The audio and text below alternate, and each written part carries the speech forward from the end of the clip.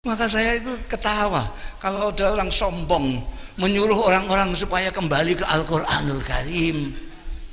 Kita harus kembali kepada Quran, tidak usah mendengarkan kiai, terus ke Quran langsung. Itu panutan kita. Ternyata yang dimaksud Al-Quranul Karim oleh dia ini dan sebangsanya itu Quran punya Pak Lukman ini. Quran terjemahan Kementerian Agama.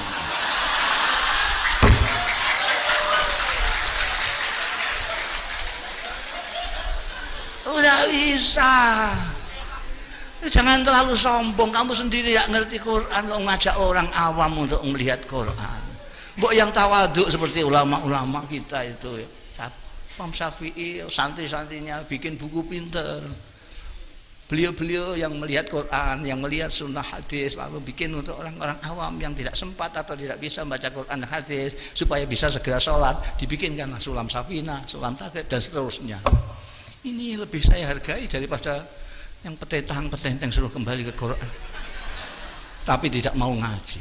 Kalau benar konsekuen mengatakan kembali ke Quran, ya ngaji. Tidak bisa, tidak bisa. Tidak ngaji, hanya mengandalkan Qurannya Pak Lukman, tak bisa. Itu ada ilmunya, Al-Quran itu ada ilmunya banyak sekali.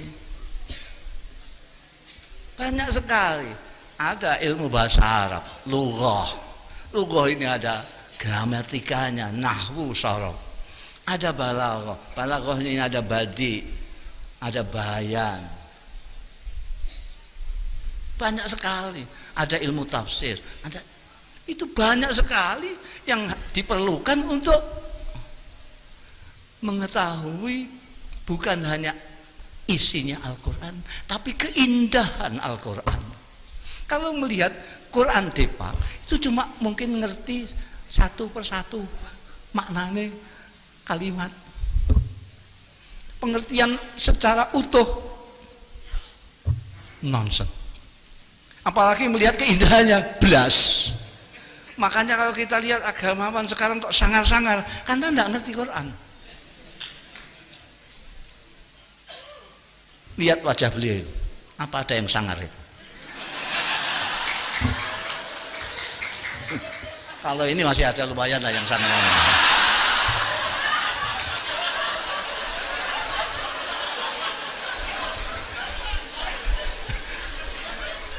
Wajah sangar dan tidak sangar itu ada korelasinya dengan pemahaman dan apresiasi tentang keindahan Al-Quran.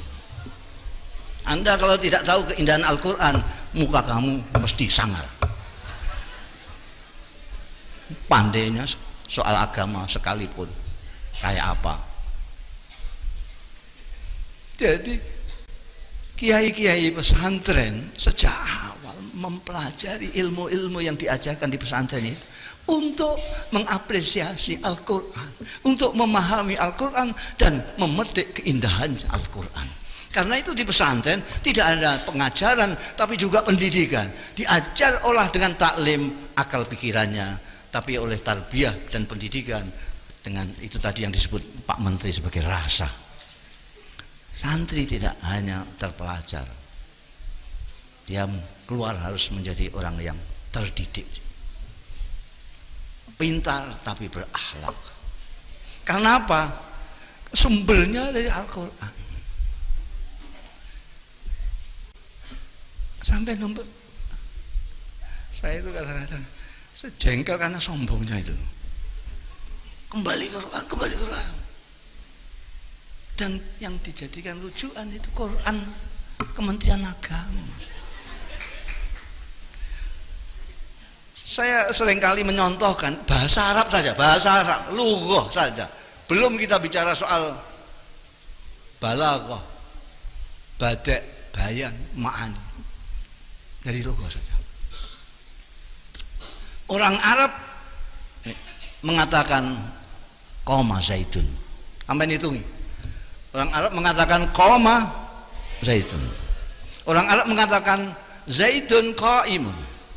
Orang Arab mengatakan zaitun qama. Orang Arab mengatakan Zaidun yakum. Orang Arab mengatakan inna Zaidan yakum. Orang Arab mengatakan inna Zaidan qaimun. Orang Arab mengatakan inna Zaidun qama. Orang Arab mengatakan kana Zaidun qaiman. Sudah berapa ini? Ini bisa Hamzah teruskan banyak sekali. Dan orang Indonesia hanya memaknainya dengan Zaidun berdiri.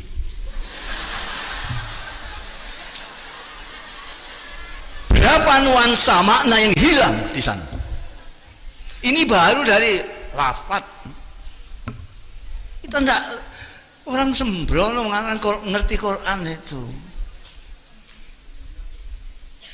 harus ngaji yang lama,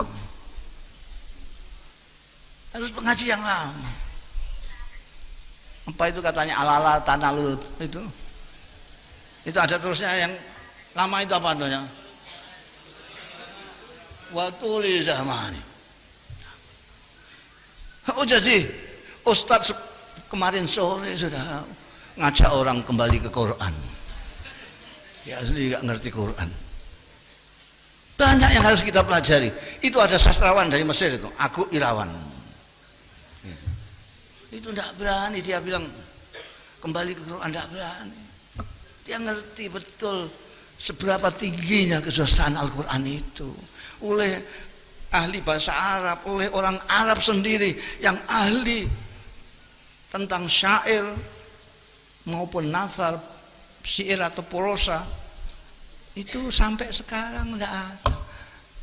Tantangan Al-Quran sampai sekarang ini terbuka terus. Zaman milenial, zaman medsos, zaman apa namanya elektronik dan segala macam, zaman ilmu pengetahuan modern, ini masih terbuka. In kuntum fi raibin mimma nazal ala abdina faktu bi suratin mimin. Masih terbuka sekarang. Tidak ada. Terutama karena bagaimana membedakan antara nuansanya ini. Kalau orang yang nggak tahu, orang awam baca Quran ini kok pengulangan terus menerus saja. Ini Nabi Musa lagi, ini Nabi Musa lagi, ini ya Nabi. Mesti bingung dia, kok nggak ngerti sastra nggak apa. Mesti bingung. Ini maksudnya apa terus saja. Tapi kalau yang ngerti sastra dia tahu kenapa di sini diulang di sini pada waktu makomnya begini, kenapa ini di sini begini. Dan ini yang kemudian oleh kiai-kiai pesantren diajarkan sejak alatnya. Tujuan pertamanya adalah untuk mengapresiasi, memahami isi Al-Quran dan mengapresiasi keindahan Al-Quranul Karim. Itu awalnya. Maka tadi Kiai Azaim mengatakan bahwa kiai-kiai di sini sastrawan semua. Betul. Sastrawan semua. Mereka menguasai balaghah. Ilmu sastra mereka kuasai. Mungkin yang mereka tidak begitu kuasai adalah bahasa Indonesia. Makanya tadi syairnya saya nggak paham itu bahasa Perancis.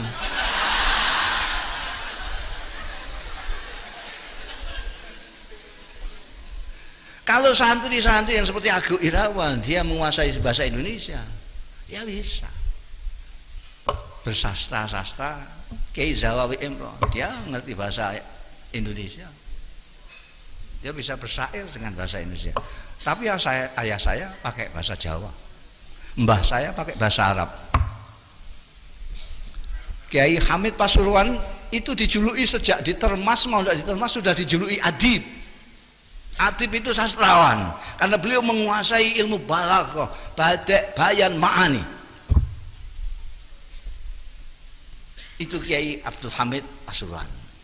Cuma kemudian yang apa namanya yang lebih mendominasi wacana masyarakat itu ada kewalian beliau. Jadi kesusastraannya hilang. Sama Kiai As'ad ini sebetulnya sastrawan, tapi karena kewaliannya sastranya hilang. Orang tidak menyangka kalau beliau sastrawan karena ketutupan dengan kewaliannya.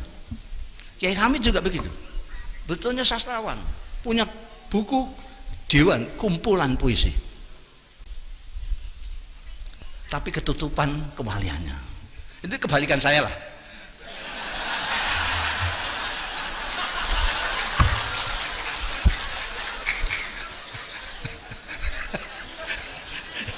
Saya baru separuh ngomong sampai sudah ketawa itu. Kalau orang Jawa mengatakan Anda itu limpat. Limpat seprapat tamat sudah. Iya. Jadi seperti Syekh Abdul Qadir Al-Jalani, dia menguasai 12 disiplin ilmu. Tapi beliau terkenal sebagai Sultanul Aulia. Jadi sebetulnya gitu. Jadi kiai-kiai beliau ini sastrawannya ketutupan. Tapi pasti. Apakah dengan menggunakan bahasa Arab, bahasa Jawa, Kiai Ali Maksum membuat syair yang luar biasa indah. Hadratus Syekh Hasyim Asy'ari, konon beliau bisa seperti penyair Arab, bisa bersair secara irtijalan, improvisasi. Di sini saya belum pernah tahu orang yang penyair Indonesia yang bisa improvisasi. Ada yang agak mendekati itu, Sofyan Lea, ada enggak? Ada, Sofyan Lea ada. Mana orangnya? Dia itu pagi tadi sampai bilang saya bikinkan syair untuk nanti malam. Dia apa temanya? Sastra pesantren. Dia sudah bisa bikin.